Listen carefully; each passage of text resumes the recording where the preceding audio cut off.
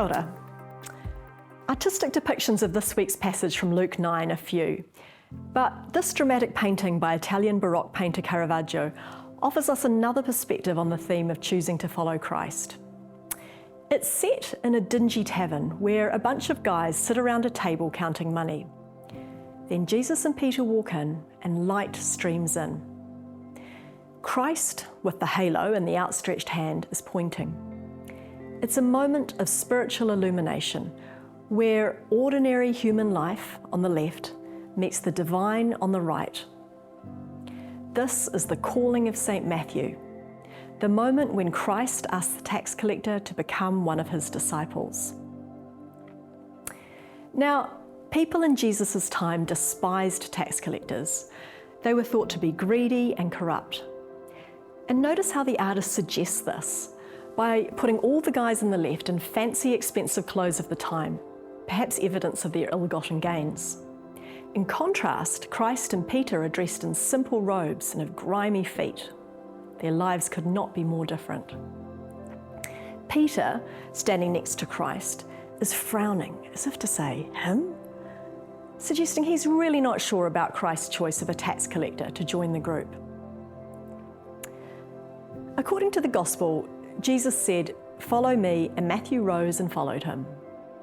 However, interestingly, Caravaggio doesn't show us Matthew getting up and following Jesus. Rather, he chooses to depict the drama of Matthew's emotional reaction to Christ's words. Although it's ambiguous, most people think Matthew is the bearded man in black who points at himself as if to say, "Who, me?" Notice the coin tucked into his hat, suggesting he has money always on the brain, and his right hand clutching the coins on the table.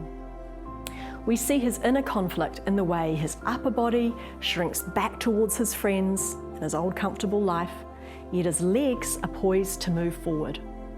I suspect Caravaggio could relate to Matthew. Caravaggio loved the high life. He was infamous for drinking, gambling, and fighting. And he also knew what it was like to have a bad reputation. He knew how Matthew felt. And I think he wanted viewers to engage emotionally with this painting too.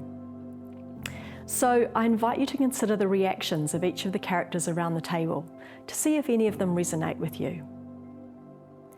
Maybe you've had moments when you've felt the sudden presence of the divine and you feel prompted to act or simply to draw nearer to God.